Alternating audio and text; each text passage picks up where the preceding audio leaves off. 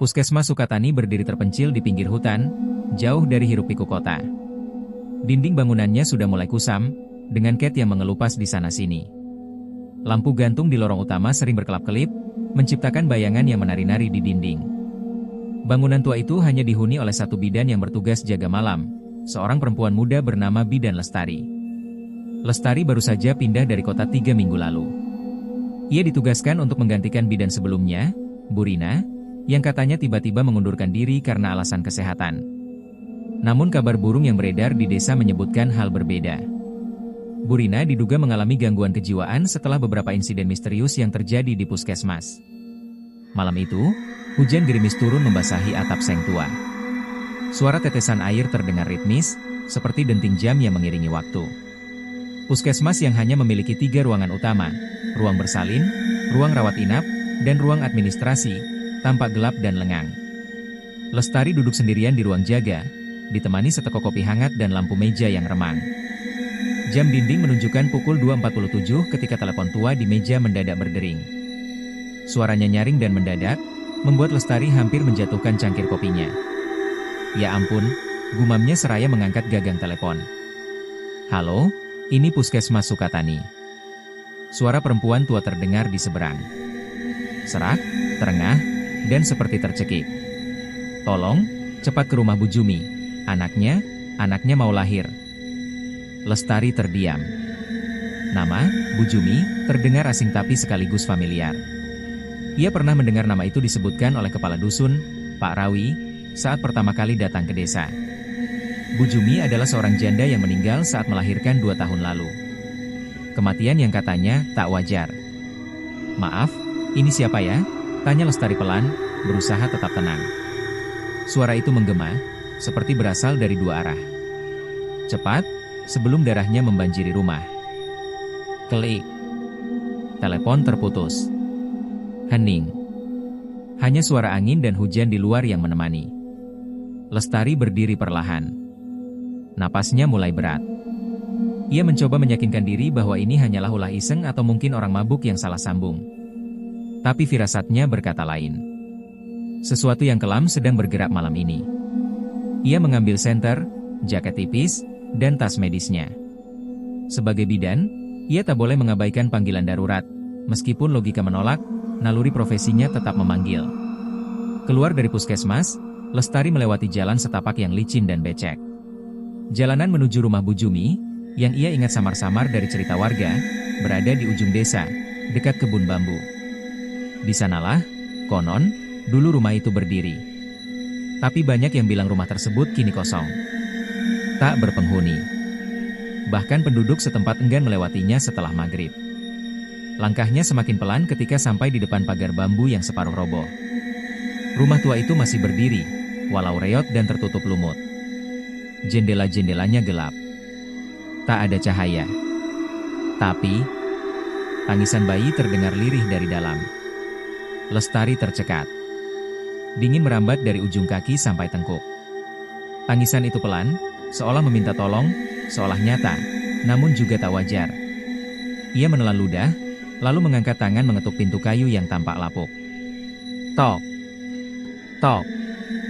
Tok. Permisi, saya Bidan Lestari. Ada yang memanggil saya untuk membantu persalinan. Tidak ada jawaban. Tapi suara tangisan bayi makin jelas. Dengan tangan gemetar, ia mendorong daun pintu. Ternyata tak terkunci. Pintu itu terbuka pelan, berderit panjang, dan di dalamnya, tampak lorong gelap dengan satu lampu minyak yang menyala redup di ujung ruangan. Bau anyir menyergap hidungnya, campuran tanah basah, besi, dan darah. Di pojok ruangan, tampak sesosok perempuan tua duduk di kursi goyang. Rambutnya panjang tergerai, menutupi wajah. Di pangkuannya, ada buntalan kain putih, yang tampak bergerak-gerak, seperti membungkus sesuatu yang hidup. Lestari melangkah maju. Ibu, saya dihubungi untuk membantu persalinan. Perempuan itu mendongak. Wajahnya pucat, matanya merah menyala, dan senyumannya tak manusiawi. Terima kasih sudah datang, Bu Bidan, akhirnya anak saya bisa lahir dengan selamat. Seketika lampu minyak padam. Ruangan menjadi gulita. Dan dalam kegelapan, Lestari mendengar suara ratusan bisikan bersahutan, seperti puluhan perempuan yang menangis, tertawa, dan merintih dalam waktu yang bersamaan. Tubuhnya membeku. Ia ingin lari, tapi kakinya tak bisa digerakkan. Di depan matanya, buntalan kain di pangkuan perempuan itu terbuka perlahan, menampakkan wajah bayi yang bukan bayi, matanya hitam pekat, dan dari mulutnya mengalir darah segar. Anak yang tak pernah lahir. Lestari terduduk di lantai rumah Bu Jumi. Nafasnya tersengal, tubuhnya menggigil hebat. Bayangan wajah perempuan tua dengan mata menyala merah masih melekat jelas di benaknya. Dan yang paling mengerikan, wajah bayi dalam buntalan kain itu, bukan wajah manusia. Matanya hitam legam, tak berkedip. Mulutnya seperti lubang gelap, penuh darah dan gigi-gigi kecil yang tajam. Tapi saat ia sadar, semuanya menghilang. Perempuan tua itu tak ada. Buntalan kain itu pun lenyap. Ruangan menjadi kosong. Hanya ada dingin, bau tanah basah, dan suara angin yang mengayun-ayunkan tirai usang jendela. Seolah semua itu hanya mimpi, atau lebih buruk dari mimpi. Lestari bangkit dengan tubuh lemas dan lutut gemetar. Ia ingin segera keluar dari rumah itu. Tapi saat ia membuka pintu, langit sudah terang. Matahari mulai muncul di ujung timur. Ia tak percaya, rasanya baru beberapa menit ia masuk ke rumah ini. Dengan langkah limbung, Lestari kembali ke puskesmas. Pagi itu, warga mulai berdatangan seperti biasa ke ruang tunggu. Anak-anak kecil batuk pilek, ibu-ibu membawa bayi, dan para lansia antre obat. Namun yang mengejutkan, saat Lestari masuk ke ruang jaga, seorang perempuan parubaya yang duduk di kursi pasien langsung berdiri dan mundur ketakutan. Astagfirullah, itu Bu Jumi, teriaknya sambil menunjuk Lestari. Semua mata langsung tertuju padanya. Lestari terpaku. Apa maksudnya, Bu? Perempuan itu gemetar. Maaf, Bu Bidan, saya kira ibu tadi itu almarhumah Bu Jumi. Mukanya mirip, dan bajunya juga seperti baju kain putih pembungkus jenazah yang terakhir kali dipakai almarhumah waktu dikubur. Lestari menunduk dan melihat bajunya. Bukan jaket medis, tapi kain putih kumal yang entah sejak kapan melekat di tubuhnya. Bukan miliknya. Siang itu, kepala dusun, Pak Rawi, datang mengunjungi Lestari. Wajahnya serius. Ia sudah mendengar kabar dari warga soal kejadian aneh pagi tadi. Dan kini, ia ingin bicara langsung. Bu Lestari, katanya pelan. Saya tahu mungkin ini terdengar aneh, tapi saya minta ibu hati-hati. Puskesmas ini, bukan tempat biasa. Lestari menatapnya tajam.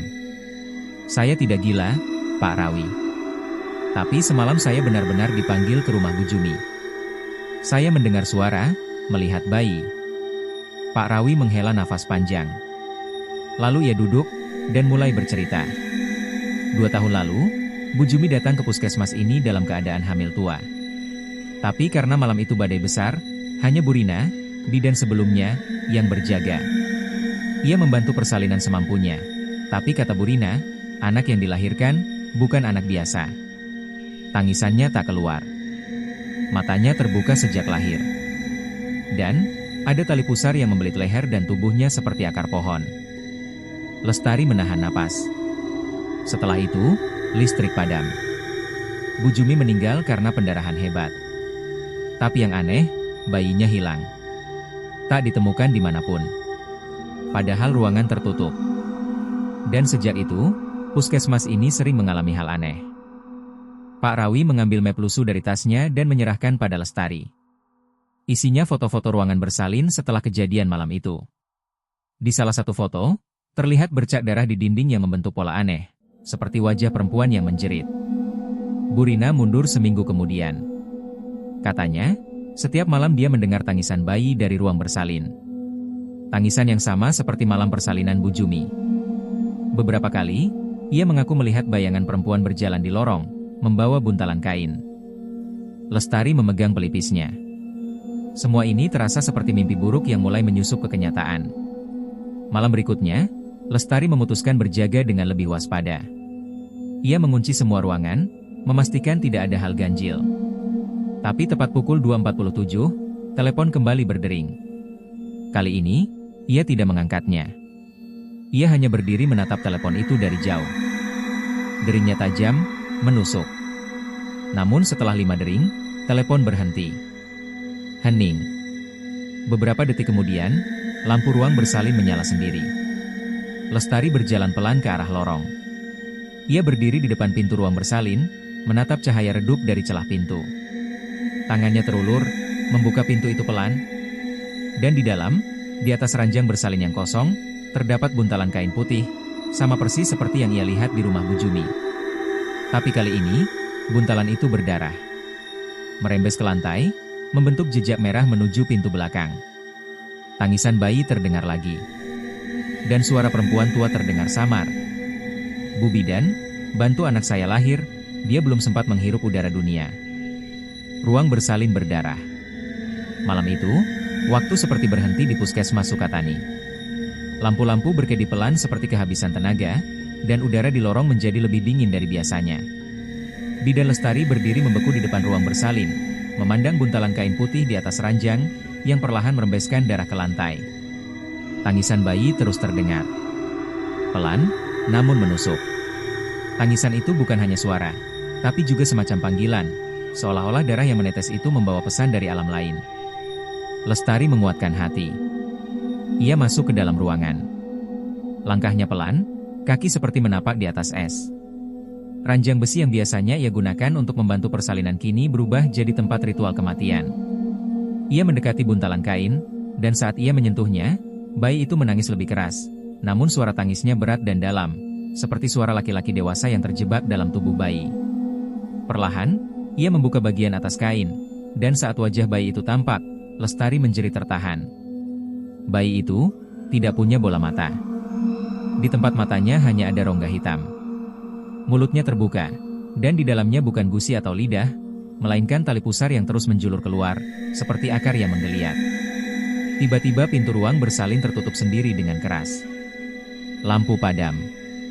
Lestari terjebak dalam gelap. Ia berusaha membuka pintu, tapi terkunci dari luar. Dan di balik gelap itu, ia mendengar suara perempuan tua. Suara yang sama seperti 2 malam sebelumnya. Bidan Lestari, kenapa kau tolak tugasmu? Anak itu belum sempat hidup. Kau harus bantu dia lahir kembali, kali ini dengan sempurna. Lestari mundur sambil meraba-raba dinding, jantungnya berdentum kencang. Tiba-tiba, dinding ruangan berubah tekstur. Licin, berlendir, dan saat ia menyentuhnya, seperti menyentuh perut wanita hamil. Dinding itu berdenyut, dan dari baliknya terdengar detak jantung besar, seperti janin raksasa yang sedang tumbuh dalam rahim. Tangannya bersimbah darah. Ia panik, menjerit, lalu terjatuh. Saat tubuhnya menyentuh lantai, darah dari ranjang seperti hidup, mengalir menuju kakinya, melingkari tubuhnya, seperti ingin membentuk lingkaran gaib. Pagi harinya, kepala dusun Parawi datang bersama seorang dukun tua kampung bernama Maklirah. Mereka mendapat laporan dari warga yang sempat mendengar suara tangisan bayi dari arah puskesmas. Saat mereka mendobrak ruang bersalin, Lestari ditemukan pingsan di lantai. Wajahnya pucat, tubuhnya penuh bercak darah, tapi tidak ada luka. Anehnya, buntalan kain putih yang berdarah itu menghilang. Tidak ada jejak apapun. Hanya aroma anyir yang masih melekat kuat di udara. Maklirah memeriksa sekeliling, lalu mengusap lantai dengan tangannya dan menggumam pelan. Ini bukan darah biasa. Ini darah yang menolak mati. Pak Rawi menoleh cepat. Apa maksudnya, Mak? Anak yang belum sempat lahir, kadang tak pergi sepenuhnya dari dunia ini. Apalagi kalau ia meninggal karena tali pusarnya membelit dan ibunya juga ikut mati. Itu jadi tali pengikat jiwa. Anak itu tidak sempat melihat dunia, dan arwahnya bisa menetap di antara 2 alam. Biasanya, mereka hanya diam. Tapi jika seseorang mencoba, membantu mereka, arwah itu bisa tumbuh menjadi sesuatu yang lebih jahat dari sekadar gentayangan. Maklirah menatap Lestari yang baru sadar. Matanya sayu. Ia memegangi kepalanya dan berbisik, bayinya minta dilahirkan lagi, Mak. Tapi bukan seperti manusia. Malam keempat, Lestari tak berani tidur. Ia duduk di depan ruang bersalin, membawa Al-Quran kecil di pangkuan. Pak Rawi memintanya untuk tetap tinggal sampai ritual pembersihan dilakukan oleh Maklirah malam Jumat nanti. Tapi tepat pukul 2.47, kejadian mengerikan kembali berulang. Kali ini, bukan suara tangisan, melainkan suara orang berjalan dengan cepat di lorong. Langkahnya berat, menyeret, seperti kaki yang pincang. Lestari menahan napas dan melirik dari celah pintu. Bayangan perempuan muncul di ujung lorong. Berambut panjang, mengenakan baju putih penuh darah. Tapi anehnya, ia membawa alat-alat medis di tangannya. Lestari mengenali wajahnya. Itu Burina, bidan lama yang sudah pergi 2 tahun lalu. Tapi wajahnya kini pucat, seperti mayat. Matanya kosong. Dan saat ia mendekat, ia berkata, "Aku sudah bantu melahirkan, tapi mereka tidak berhenti. Sekarang giliranku, melahirkan mereka satu-satu." Tangan Burina mulai menusuk-nusuk perutnya sendiri dengan alat forset, lalu menarik keluar benda-benda menjijikan. Tali pusar, jarum infus, potongan rambut, dan akhirnya, wajah bayi hitam dengan mulut menganga lebar muncul dari perutnya. Lestari menjerit dan lari keluar puskesmas. Tapi saat ia menoleh, puskesmas yang ditinggalkannya kini berubah. Lampu semua menyala. Jendela terbuka. Dan di dalamnya terlihat deretan ibu hamil duduk diam di ruang tunggu. Wajah mereka tertutup rambut, dan semua perutnya bergerak seperti ada makhluk menggeliat di dalam. Ibu-ibu dari dunia lain. Setelah kejadian mengerikan malam itu, bidan Lestari memilih untuk tinggal sementara di rumah Pak Rawi, kepala dusun. Tapi pikirannya terus dihantui bayangan Burina yang mengoyak perutnya sendiri, dan deretan ibu hamil berwajah kosong yang duduk diam di ruang tunggu puskesmas. Ia yakin itu bukan halusinasi. Terlalu nyata. Terlalu menakutkan. Mak Lirah, yang juga hadir pagi harinya, menatap Lestari dengan sorot mata berat. "Kau sudah menarik perhatian mereka. Arwah-arwah itu biasanya diam, tapi sekarang, mereka melihatmu sebagai jembatan." Lestari mengernyit. "Jembatan?" Mak Lirah mengangguk pelan. "Kau bidan. Kau tahu proses kelahiran. Tapi bukan hanya untuk manusia. Kadang, dunia yang satunya juga ingin melahirkan sesuatu ke dunia ini, lewat seseorang yang tahu caranya." Malam itu, Mak Lirah memulai ritual pembersihan dengan menanam kendi berisi air doa dan bunga 7 rupa di 4 sudut halaman puskesmas. Ia juga menggantung benang merah dan kapur sirih di setiap pintu. Namun, malam Jumat itu menjadi malam tergelap. Sekitar pukul 1 dini hari, angin kencang bertiup. Pohon-pohon berderak. Lestari yang sedang memegang tasbih di dalam kamar Pak Rawi, tiba-tiba mencium bau amis yang menyengat. Bau darah dan keringat bercampur. Ia keluar kamar, dan melihat halaman rumah dipenuhi jejak kaki wanita, basah dan berdarah, menuju arah puskesmas. Dengan gemetar, ia mengikuti jejak itu. Sampai di depan puskesmas, ia melihat pintu utama terbuka perlahan, sendiri. Dari dalam, terdengar suara ramai, bukan suara manusia berbincang, tapi gumaman seperti doa yang dibaca mundur. Lestari masuk. Langkahnya ringan, seperti ditarik. Di ruang tunggu, ibu-ibu hamil kembali hadir. Tapi kali ini lebih jelas. Mereka duduk berjajar dengan perut besar, mengenakan kain putih. Mata mereka tertutup benang, mulut dijahit, dan tangan mereka memegang guci tanah liat. Guci-guci itu mendesis pelan, seperti mengandung sesuatu yang hidup di dalamnya. Salah satu ibu berdiri. Ia menatap Lestari tanpa membuka mata. Lalu berkata pelan dengan suara 2 lapis, seperti 2 orang berbicara bersamaan. "Kami tidak bisa lahir, tubuh kami dibuang, anak-anak kami tidak sempat bernapas." Guci di tangannya pecah. Dari dalamnya keluar gumpalan daging menggeliat, seperti janin tanpa bentuk, menggeliat seperti cacing kelaparan. Lestari mundur, tapi tangan ibu itu mencengkeram pergelangannya. "Kau bisa bantu kami kembali, jadi ibu yang utuh." Tiba-tiba, semua ibu hamil di ruang tunggu berdiri serempak.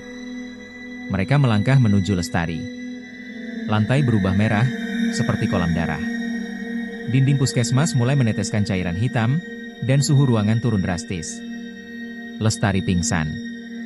Ia terbangun di ruang bersalin. Napasnya berat. Tangannya terikat. Di hadapannya, berdiri sosok yang tampak seperti Burina, namun kini wajahnya penuh luka bakar, dan matanya menyala merah samar. Burina membuka mulut, dan dari sana keluar suara anak kecil. "Lestari, keluarkan aku dari sini. Aku ingin lahir, aku ingin tubuh." Lestari menjerit dan meronta. Tapi paku-paku yang terbang dari dinding menancap sendiri ke sudut-sudut ruangan, membentuk lingkaran pemanggil. Tiba-tiba tubuh Lestari kaku, dan ia merasa perutnya sendiri mulai bergerak dari dalam, seolah ada yang tumbuh di sana. Sementara itu di luar, Pak Rawi yang mendengar teriakan dari puskesmas segera memanggil Mak Lirah. Mak Lirah, yang sejak awal sudah mencurigai kehadiran arwah yang lebih tua dari sekadar gentayangan, membawa segenggam tanah kuburan wanita hamil dan tongkat kayu cendana peninggalan ayahnya. Kita terlambat. Mereka sudah buka gerbangnya, kata Mak Lirah. Kita siapa, Mak? Tanya Pak Rawi dengan suara tegang. Ibu-ibu dari dunia lain. Mereka tak pernah sempat jadi ibu, dan sekarang mereka ingin melahirkan rasa dendam yang ditanam dari darah dan air mata. Saat Mak Lirah tiba di ruang bersalin, ia melihat Lestari sudah dalam posisi seperti hendak melahirkan. Tapi bukan anak manusia yang keluar, melainkan gumpalan hitam berlendir dengan mata merah banyak. Mak Lirah membacakan mantra kuno. Tongkatnya dipukulkan ke lantai. Jeritan dari dunia lain menggema, dan satu persatu sosok ibu hamil itu mulai terbakar, menghilang dengan jeritan panjang. Mak Lirah memukul makhluk dari dalam perut Lestari dengan tanah kuburan, dan makhluk itu melolong sebelum menguap jadi asap hitam dan masuk ke dalam kendi yang sudah disiapkan. Tubuh Lestari akhirnya lunglai. Mak Lirah menutup kendi dengan kain kafan kecil, lalu berkata, "Satu sudah kembali, tapi masih banyak yang belum." Pagi harinya, warga geger karena mendapati 10 kendi tanah liat tertanam rapi di belakang puskesmas. Setiap kendi bergetar pelan, seperti ada suara tangisan dari dalam. Mak Lirah menatap langit, lalu berkata lirih kepada Pak Rawi, "Ini bukan akhir, Pak. Ini baru awal kelahiran dari kegelapan yang lama menanti." Dan Lestari, kini membawa beban yang lebih besar dari sekadar menolong kelahiran. Ia menjadi saksi kelahiran mereka yang tak pernah sempat hidup. Tangisan dari dalam sumur. Sejak malam itu, bidan Lestari tidak lagi bisa tidur nyenyak. Meskipun Mak Lirah berhasil menyegel makhluk yang nyaris lahir dari tubuhnya ke dalam kendi, trauma itu menyisakan luka dalam. Di balik kelopak matanya yang terpejam, selalu muncul bayangan ibu-ibu dengan perut membuncit, wajah tanpa mata, dan suara tangisan bayi dari dalam guci. Namun ada satu suara yang terus menggema di telinganya. Tangisan dari dalam sumur. Pak Rawi mengantar Lestari dan Mak Lirah kembali ke puskesmas pagi itu. Mereka berniat membersihkan tempat itu sepenuhnya, sekalian menutup aktivitas pelayanan untuk sementara waktu. Tapi begitu sampai, Lestari langsung terdiam. Ia menatap ke arah belakang puskesmas, tempat sebuah sumur tua berdiri, diselimuti semak dan ilalang tinggi. Letaknya sedikit tersembunyi, dan selama ini tak pernah dipakai karena airnya dianggap tidak layak minum. "Mak, itu sumur tua, dari situ tangisan itu berasal," ujar Lestari dengan suara gemetar. Mak Lirah menyipitkan mata, lalu mendekati sumur. Ia menyingkirkan semak dan membuka tutupnya yang berlumut. Aroma amis menyergap. Tak lama, terdengar samar, isakan tangis bayi dari dalam kegelapan sumur itu.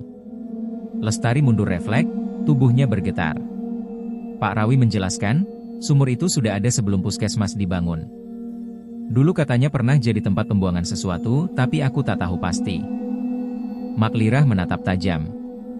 "Pembuangan apa, Pak?" Pak Rawi terdiam. Lalu, seperti membuka kenangan lama yang terkubur dalam, ia menghela napas berat. Waktu zaman kekeringan puluhan tahun lalu, ada bidan lama di kampung ini. Namanya Bu Menur. Konon, setiap ibu yang melahirkan dengan bantuan Bu Menur dan bayinya meninggal, bayi itu tidak dimakamkan. Tapi, dibuang ke sumur itu. Lestari membelalak. Astagfirullah. Mak Lirah mengangguk pelan. Itulah akar dari semua ini. Arwah yang tadi pulasara dengan layak, mereka kembali menuntut. Dan kau, Lestari, telah menjadi saksi dari pembalasan yang sudah lama disiapkan. Mereka memutuskan untuk menurunkan kendi-kendi berisi segel arwah ke dalam sumur, berharap itu menjadi bentuk pengembalian energi ke tempat asal. Namun begitu kendi pertama diturunkan, suara jeritan panjang menggema dari dalam sumur. Tanah di sekitar puskesmas bergetar. Udara menjadi berat. Lestari tiba-tiba jatuh terduduk, tubuhnya kejang. Dari mulutnya keluar suara bukan miliknya, serak, marah, dan penuh dendam. "Kami tidak dibuang. Kami dikorbankan. Bu Menur, kau janji kami akan kembali. Kau janji kami akan lahir kembali lewat darah baru." Mak Lirah segera membaca doa perlindungan, tapi aura kelam di sekitar mereka makin kuat. Dari dalam sumur, Muncul asap hitam pekat yang naik membentuk sosok wanita kurus dengan mata berlubang dan perut besar. Itu adalah sosok Bu Menur, bidan tua yang menjadi legenda kelam kampung itu. "Lestari," bisik sosok itu. "Kau penggantiku. Bantu aku menyelesaikan ritual yang tertunda." Mak Lirah berdiri melindungi Lestari. Ia menancapkan tongkat kayu cendana ke bibir sumur dan menaburkan tanah kuburan. "Aku tahu niatmu, Menur. Tapi kau menipu para arwah itu. Kau tidak memberikan mereka tubuh baru, kau menjadikan mereka tumbal untuk kekuatanmu sendiri." Bayangan Bu Menur mendesis. Wajahnya melesak, berubah jadi banyak wajah bayi menangis, lalu kembali ke bentuk aslinya. Tiba-tiba, satu kendi pecah sendiri di tanah. Uap panas keluar, dan suara tangisan bayi terdengar keras, seperti ratusan anak menangis serempak. Lestari membuka mata. Ia sudah sadar, tapi matanya berbeda, penuh cahaya putih. Dengan suara berat ia berkata, "Mereka ingin dipulangkan. Mereka tidak mau lahir. Mereka hanya ingin dikenang sebagai manusia." Lalu satu persatu kendi pecah, dan dari dalamnya keluar cahaya kecil berbentuk bayi, yang melayang ke langit. Sosok Bu Menur meraung, tubuhnya mencair menjadi darah yang tertarik ke dalam sumur, lalu sumur itu sendiri runtuh, meninggalkan lubang dalam berisi tulang-tulang kecil. Semua terdiam. Mak Lirah menatap langit. Arwah bayi itu telah kembali. Tapi tidak semua. Masih ada yang tertinggal, yang tidak ingin damai. Malam harinya, di rumah Parawi, Lestari duduk di beranda dengan wajah kosong. Ia merasa tubuhnya ringan, tapi jiwanya seperti terbuka. "Mak, aku bisa mendengar mereka sekarang. Bahkan dari jauh. Mereka belum semua pergi." Mak Lirah mengangguk perlahan. "Itu harga dari keterlibatanmu. Kau bukan hanya bidan sekarang. Kau sudah menjadi penghubung antara kelahiran dan kematian." Namun kejadian malam itu menyisakan misteri baru. Saat menggali kembali area sumur yang runtuh, warga menemukan peti kecil berisi jimat, gumpalan rambut, dan catatan bertuliskan huruf pegon, semacam perjanjian antara Bu Menur dan entitas gelap. Di bagian belakang peti, tertulis nama-nama, dan di baris terakhir, "Lestari binti Ma'munah, calon pengganti." Wajah Lestari pucat saat membacanya. Ini sudah ditentukan dari lama. Mak Lirah menatapnya dengan sorot mata dalam. "Kau mungkin tidak memilih takdirmu, Nak. Tapi sekarang, hanya kau yang bisa mengakhirinya." Ruang bersalin berdarah. Beberapa hari setelah insiden di sumur tua, suasana di puskesmas ujung kampung perlahan kembali normal. Bangunan itu dibersihkan, kendi-kendi segel telah dimakamkan secara simbolis, dan warga mulai berdatangan lagi, meski masih menyimpan rasa takut. Namun bidan Lestari tahu, semuanya belum benar-benar berakhir. Ia mulai mengalami hal-hal ganjil di ruang bersalin. Termometer yang tiba-tiba pecah sendiri, darah yang keluar dari infus, dan suara-suara mengerang dari pojok ruangan, padahal ruangan itu kosong. Tapi yang paling membuatnya resah adalah kehamilan-kehamilan aneh yang mulai berdatangan. Ibu hamil pertama bernama Yati, usia kandungan 8 bulan.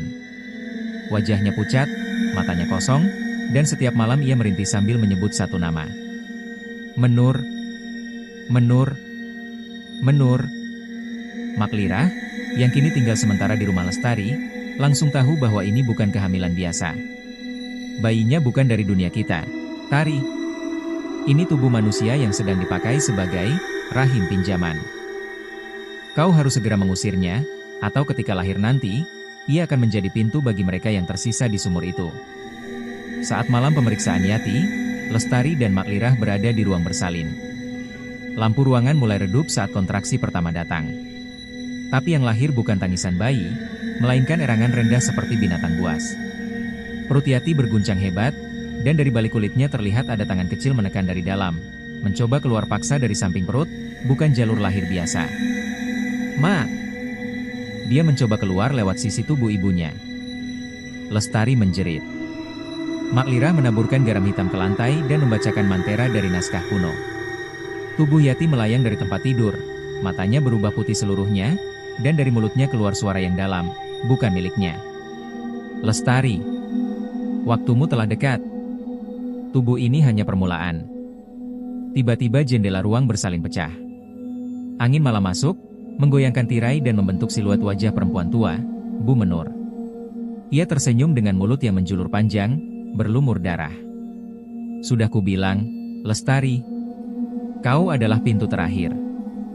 Bukan hanya untukku, tapi untuk semuanya. Mak Lira segera membakar dupa yang disiapkannya, lalu mengoleskan minyak kelapa bercampur kembang 7 rupa ke dahi Yati. Perlahan tubuhnya jatuh kembali ke tempat tidur, dan dari perutnya keluar cairan hitam pekat, berbuih dan menguap seperti asam. Bayi itu tidak lahir malam itu. Tapi, ia juga tidak menghilang. Hanya berpindah ke dalam tubuh Yati, bersembunyi. Mak Lira menatap Lestari dengan wajah cemas. Kau harus menutup ruang bersalin ini. Kalau tidak, ia akan terus mencari tubuh ibu hamil yang bisa dipakai untuk menetas. Namun Lestari menghadapi dilema berat. Sebagai bidan, menutup ruang bersalin berarti membiarkan para ibu melahirkan tanpa pertolongan. Tapi jika ia membiarkannya terbuka, makhluk itu bisa benar-benar lahir. Dan dilema itu makin rumit ketika seorang pasien baru datang. Namanya Dewi, usia kandungan 9 bulan. Tapi yang mengejutkan, Dewi adalah sepupu Lestari sendiri. Ia datang dari kota, berlibur ke desa untuk melahirkan dekat keluarga. "Ma, perutku sering panas seperti terbakar. Tapi bayinya nggak pernah bergerak. Dokter bilang normal, tapi aku merasa aneh." Lestari memeriksa perut Dewi dengan alat ultrasonografi. Tapi yang dilihatnya bukan janin seperti biasa, melainkan sebuah gumpalan seperti rahim kembar, bergerak sendiri, saling menyatu dan memisah. "Ini bukan bayi," Lestari berbisik. Mak Lirah langsung menyadari sesuatu. Dewi tidak datang ke sini atas kehendaknya sendiri. Dia dipanggil. Dia adalah wadah utama yang dicari Bu Menur. Malam itu, Mak Lirah dan Lestari mengadakan ritual pembersihan terakhir di ruang bersalin. Mereka mengubur sisa-sisa kain dan alat bersalin dari masa Bu Menur, menyalakan 7 lilin di setiap sudut ruangan, dan menyiram lantai dengan air sumur yang telah disucikan. Tapi ritual itu terganggu. Semua lilin padam serentak. Dan dari dalam tempat tidur Dewi, terdengar suara. "Buka pintunya. Aku ingin melihat dunia." Perut Dewi mulai berdarah sendiri. Tangannya meremas spray, dan dari mulutnya keluar suara seperti tangisan banyak bayi sekaligus. Lestari mencoba menyadarkan sepupunya, tapi tubuh Dewi makin panas. Dinding ruangan berdarah. Alat-alat medis melayang lalu pecah menghantam tembok. Mak Lirah menjerit, "Lestari! Kalau makhluk itu berhasil lahir malam ini, ia akan menyatu dengan tubuh Dewi selamanya. Dunia ini akan menjadi jembatan terbuka." Dengan kekuatan terakhirnya, Lestari memeluk Dewi dan berteriak, "Kalau aku yang dicari, lepaskan dia. Ambil aku sebagai gantinya." Tiba-tiba tubuh Lestari terpental ke dinding, lalu perlahan terangkat di udara. Di balik tubuhnya muncul siluet Bu Menur, tersenyum puas. "Bagus, kau akhirnya sadar siapa dirimu, Lestari. Tubuhmu adalah wadah sejati. Kau cucuku, dan warisanku." Mak Lirah berteriak histeris. "Jangan! Tari! Itu jebakan." Tapi semuanya sudah terlambat. Mata Lestari berubah gelap, dan di ruang bersalin yang dingin dan berdarah itu, proses kelahiran sesungguhnya dimulai. Kelahiran anak Bu Menur. Malam itu, puskesmas ujung kampung berubah menjadi medan peperangan antara dua dunia, yang kasat mata dan yang tidak. Saat tubuh Lestari melayang di udara, cahaya merah darah mulai membanjiri lantai ruang bersalin. Bau anyir dan dupa terbakar bercampur menjadi satu, menyengat hingga menusuk tenggorokan. Mak Lirah, yang berdiri di sudut ruangan dengan tubuh gemetar, tak pernah melihat ritual kelahiran setan secara langsung, apalagi dari tubuh cucu sahabatnya sendiri. Tapi malam ini, ia tahu, takdir sedang ditulis ulang dengan tinta darah. Sosok Bu Menur tampak semakin jelas di balik tubuh Lestari. Wajahnya setengah manusia, setengah tengkorak, matanya hitam kosong seperti sumur tak berdasar. Ia menyentuh punggung Lestari dengan jari-jarinya yang panjang dan berwarna kehitaman, lalu berbisik, "Keturunanku, bangkitlah." Tubuh Lestari tiba-tiba kejang, lalu terhempas ke tempat tidur bersalin. Ia menjerit sekuat tenaga, bukan karena sakit, tapi seperti melawan sesuatu yang ingin keluar dari dalam dirinya.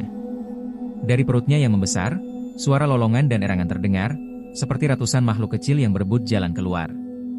Dewi, sepupunya, sudah pingsan di pojok ruangan. Garis darah mengalir dari lubang hidungnya. Ruangan itu kini hanya diisi Mak Lirah, Lestari, dan kengerian tak bernama. Mak Lirah buru-buru membuka kitab tua warisan dari leluhurnya, membacakan mantra pengusir arwah. Tapi sebelum ia sempat menyelesaikan satu bait, tangan Lestari menjulur ke arahnya, panjang, seperti bukan tangan manusia, dan mendorong tubuh Mak Lirah hingga menabrak lemari obat. Tidak ada yang menghentikan kelahiranku. Teriakan itu bukan milik Lestari. Suaranya dalam, menggema, seperti datang dari perut bumi. Tiba-tiba perut Lestari pecah. Bukan dengan darah seperti proses melahirkan biasa, melainkan cairan hitam pekat seperti aspal mendidih, menyembur ke lantai. Dari dalamnya merangkak keluar sosok bayi, namun tubuhnya tidak utuh. Wajahnya tampak seperti manusia, tapi kulitnya bersisik seperti ular, dan matanya merah menyala. Ia menangis, namun tangisannya bukan suara bayi. Lebih mirip jeritan wanita tua yang meraung dalam kesakitan. Bu Menur tertawa puas. Akhirnya, anakku lahir, dan ia akan mewarisi semua penderitaan, kutukan, dan kekuatan yang kau warisi dariku, Lestari. Tapi Lestari menangis. Tubuhnya lunglai, darah mengalir dari mulutnya, dan ia memeluk bayi itu perlahan. Kalau memang dia anakku, aku tidak akan membiarkannya jadi pembunuh. Bu Menur menyeringai. Kau tidak bisa menghentikan takdir.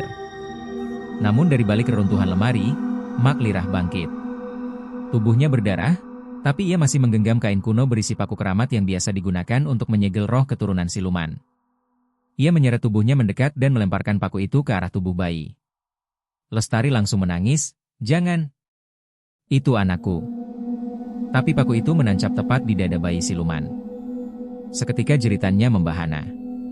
Seluruh ruangan bergetar, kaca jendela pecah, dan tubuh Bu Menur mulai retak seperti porselen terbakar. Ia menjerit keras dan menghilang dalam kobaran api hitam yang muncul entah dari mana. Sementara itu, tubuh Lestari terjatuh tak sadarkan diri. Bayi itu tak lagi bergerak. Esok paginya, warga menemukan puskesmas dalam kondisi porak-poranda. Ruang bersalin terbakar sebagian, dan semua peralatan medis hangus terbakar. Lestari dilarikan ke rumah sakit terdekat dengan kondisi koma, sementara Dewi masih belum siuman. Mak Lirah menguburkan tubuh bayi siluman di pekarangan belakang puskesmas, lengkap dengan segel tanah keramat. Ia berjanji tidak akan membiarkan siapapun mendekat ke makam kecil itu. Namun sesuatu masih belum selesai. Karena malam harinya, ketika Mak Lirah sendirian duduk di beranda rumah Lestari, ia mendengar suara bisikan halus, suara yang sangat ia kenal. "Mak, aku masih hidup." Suara itu datang dari pekarangan belakang. Dan ia tahu, roh bayi itu belum benar-benar mati. Ia hanya tertidur. Menunggu kesempatan kedua untuk lahir kembali. Kubur yang tidak bisa diam. Pagi hari setelah kejadian mengerikan di ruang bersalin, puskesmas ujung kampung terlihat sepi dan hening. Namun, ada ketegangan yang menggelayuti udara. Warga kampung mulai menghindari puskesmas, takut jika mereka harus berurusan dengan sesuatu yang tak kasat mata. Di luar bangunan yang rusak, tanah pekarangan tempat bayi siluman dikuburkan tampak menggelembung, aneh dan tak wajar. Sesuatu tengah bergerak di bawah permukaan.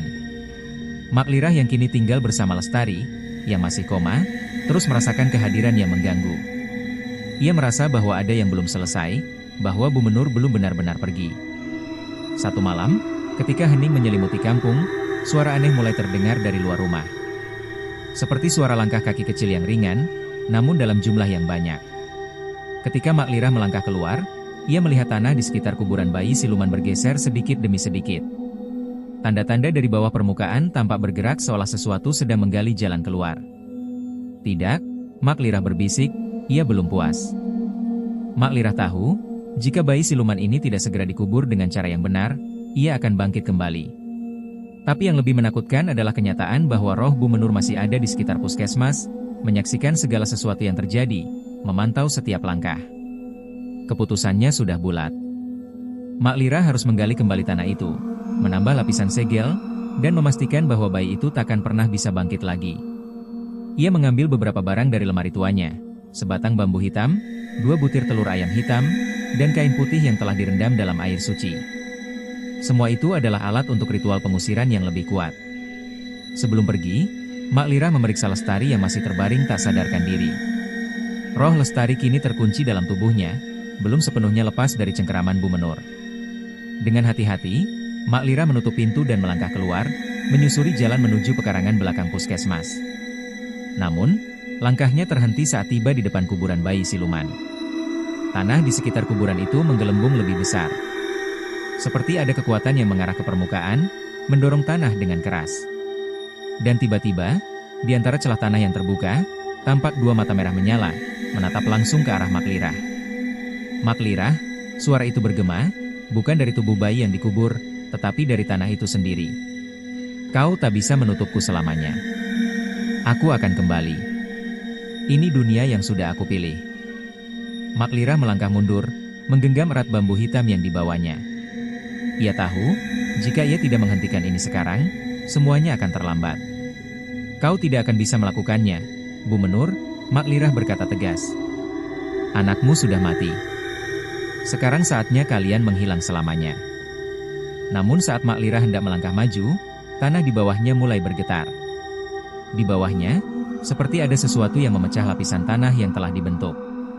Tiba-tiba tanah itu terbelah, dan sesuatu yang mengerikan keluar darinya. Dengan suara gemuruh, makhluk yang telah lama terperangkap di dalam tanah itu muncul. Bayi siluman, kini lebih besar, dengan tubuh manusia namun kulit bersisik seperti ular, dan dengan mata merah yang menyala, muncul dari dalam tanah. Ia berdiri tegak, tubuhnya membungkuk ke depan, dan mulutnya terbuka lebar mengeluarkan teriakan yang menggema ke seluruh kampung. Mak Lira menjerit, "Tidak! Kembali ke dalam tanah!" Namun, sebelum ia sempat mengucapkan mantra, bayi siluman itu melompat ke arahnya dengan kecepatan luar biasa. Mak Lira terjatuh, dan tubuhnya dipenuhi dengan cakar-cakar yang muncul dari tubuh bayi itu. Ia merasakan tubuhnya terkoyak, tetapi sebelum semuanya menjadi gelap, ia sempat mendengar suara rendah. Ini belum berakhir. Kalian tidak akan pernah bisa mengusirku dari sini. Aku akan tinggal di sini selamanya. Keesokan harinya, ketika warga kampung mulai merasakan keanehan, suara tangisan bayi yang tak pernah berhenti, dan ketika mereka mencari keberadaan Mak Lira, mereka hanya menemukan kepingan kain putih di dekat kuburan yang sudah tidak terlihat lagi. Namun, lebih dari itu, ada kehadiran baru di puskesmas ujung kampung, sebuah kehadiran yang lebih kuat dari sebelumnya. Setiap malam, suara tangisan bayi yang hilang dan teriakan Mak Lira terdengar, berulang-ulang. Sementara itu, Lestari yang akhirnya terbangun dari koma, merasa ada yang aneh dengan dirinya. Ada sesuatu yang tak kasat mata yang terus mengikuti langkahnya. Roh Bu Menur tidak pernah benar-benar pergi. Kekuatan mereka terus menggerogoti puskesmas, dan seluruh kampung mulai merasakan pengaruhnya. Di ruang bersalin yang telah lama kosong, tanah itu bergeser lagi, seperti menunggu sosok baru yang siap lahir. Tapi kali ini, bukan hanya bayi siluman yang menunggu giliran. Ada sesuatu yang lebih besar, lebih gelap, dan lebih mengerikan. Bangkitnya puskesmas ujung kampung. Hampir sebulan sejak kejadian mengerikan itu, puskesmas ujung kampung tampak tidak lagi seperti tempat yang dulu. Dindingnya yang retak dan ruangan yang berantakan kini dipenuhi dengan suasana yang aneh. Meskipun tidak ada seorang pun yang tinggal di dalamnya, puskesmas seakan hidup dengan kekuatan yang tak terlihat. Warga yang berani mendekat mengaku merasakan kehadiran yang gelap, suara langkah kaki, bisikan, bahkan suara tangisan bayi yang datang dari dalam gedung. Namun, keanehan tidak hanya terjadi di puskesmas. Lestari, yang kini tinggal di rumah orang tuanya, mulai merasakan perubahan besar dalam dirinya. Ada sesuatu yang aneh dalam diri ibu muda itu, sesuatu yang tidak dapat dijelaskan dengan kata-kata. Setiap malam, dia terbangun dengan perasaan ada yang mengawasi. Roh Bu Menur seakan tidak pernah pergi. Semakin lama, kekuatan itu semakin mengikat Lestari, membuatnya sulit tidur, bahkan menghilangkan keceriaannya. Suatu malam, ketika bulan purnama bersinar terang, Lestari terbangun dalam kegelapan. Ia merasa seperti ada yang menariknya keluar dari tempat tidurnya. Dengan tubuh yang lemah, ia berjalan perlahan ke arah pintu rumah yang mengarah ke pekarangan belakang. Di luar, angin malam berbisik dengan suara yang tidak biasa. Suara tangisan bayi datang lagi, semakin dekat, seolah-olah dari dalam tanah yang ada di sekitar rumah. Lestari berdiri di depan pekarangan itu, matanya yang mulai berkabut melihat sesuatu yang tak kasat mata. Tiba-tiba, tubuhnya terhentak. Bayangan hitam muncul dari balik pohon-pohon besar yang ada di pekarangan rumah. Bayangan itu perlahan bergerak, menampakkan sosok yang sangat dikenal, Bu Menur. Lestari, kau akhirnya sadar. Aku tahu kau akan kembali, kata Bu Menur dengan suara dalam yang membuat seluruh tubuh Lestari merinding. Lestari merasa tubuhnya seperti terikat, seolah ada kekuatan yang lebih besar dari dirinya. Semua kekuatan dalam dirinya ingin berontak, tapi ia tidak mampu. Roh Bu Menur telah menguasainya. Namun, ada suara lain dalam dirinya yang berbisik. Suara itu adalah suara yang ia kenal, suara yang memanggilnya untuk bertindak. Lestari, bangunlah. Jangan biarkan dia mengendalikanmu. Suara itu semakin jelas. Itu adalah suara dari Mak Lirah yang tak pernah benar-benar pergi. Lestari mendengar kata-kata itu dalam benaknya. Sebuah ingatan lama, sebuah kekuatan yang tersisa dari pelajaran-pelajaran yang ia terima dari Mak Lirah. Dengan seluruh keberanian yang tersisa, Lestari menantang roh Bu Menur. Aku bukan anakmu, Bu Menur. Aku bukan alat untuk balas dendammu, teriak Lestari dengan sekuat tenaga. Tapi Bu Menur hanya tertawa, matanya semakin gelap, lebih mengerikan dari sebelumnya. Kau tidak bisa melawan nasib, Lestari. Kekuatan ini akan tetap mengalir padamu, seperti darah dalam tubuhmu. Kamu tidak akan pernah bebas dariku. Saat itu, tanah di bawah kaki Lestari mulai bergetar.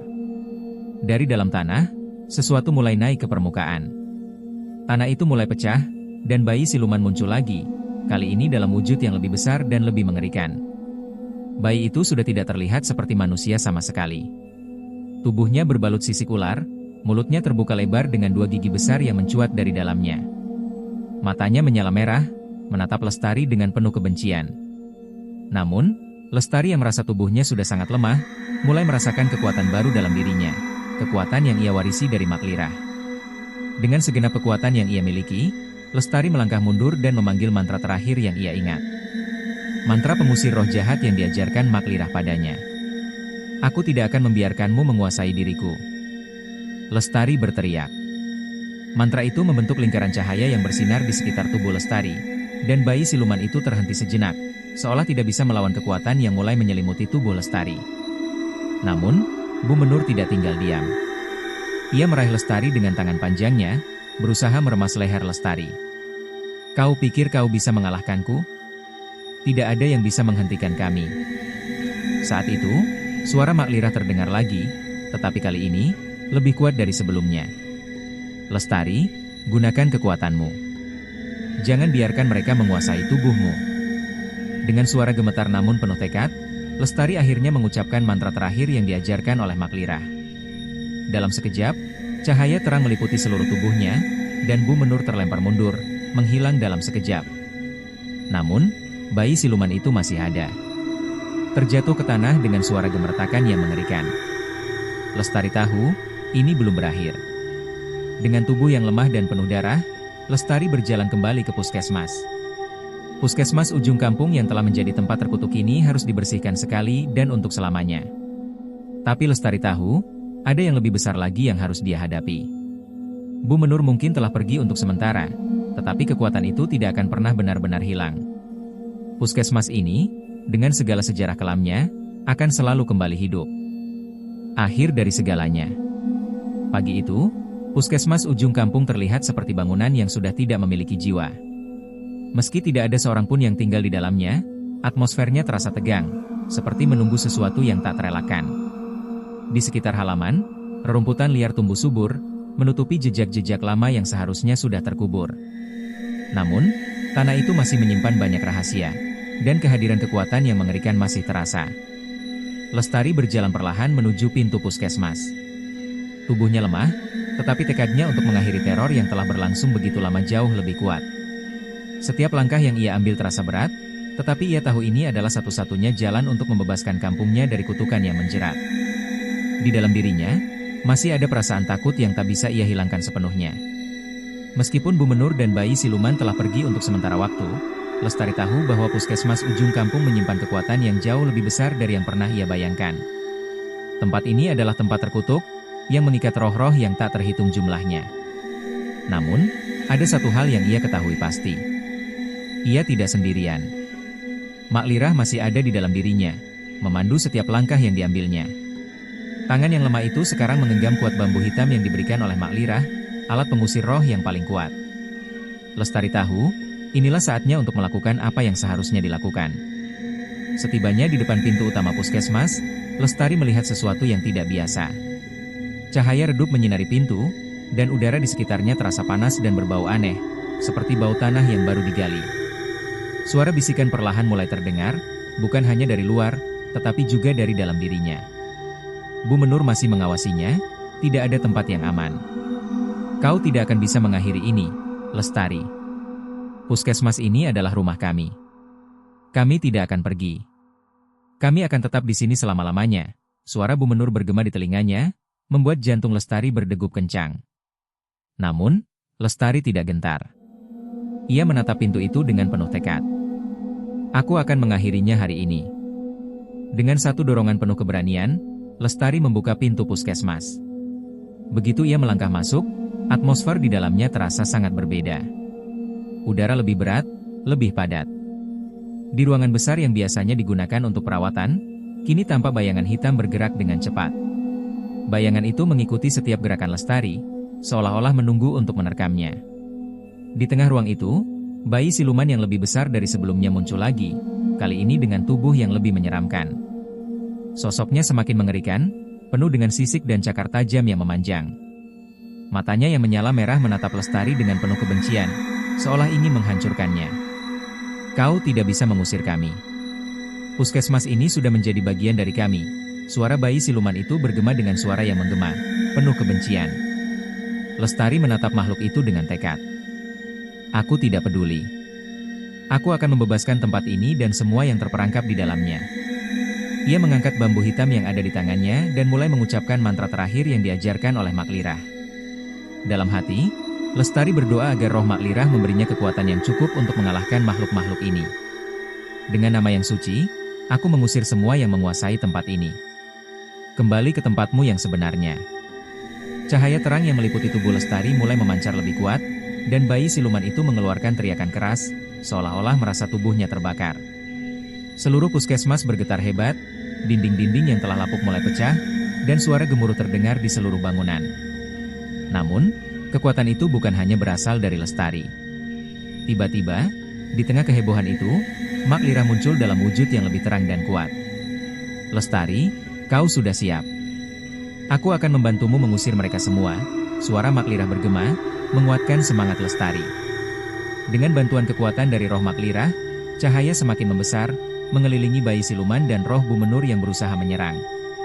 Puskesmas mulai bergetar lebih hebat, dan dalam sekejap, bayi siluman itu terlempar ke belakang, terjebak dalam pusaran cahaya yang semakin besar.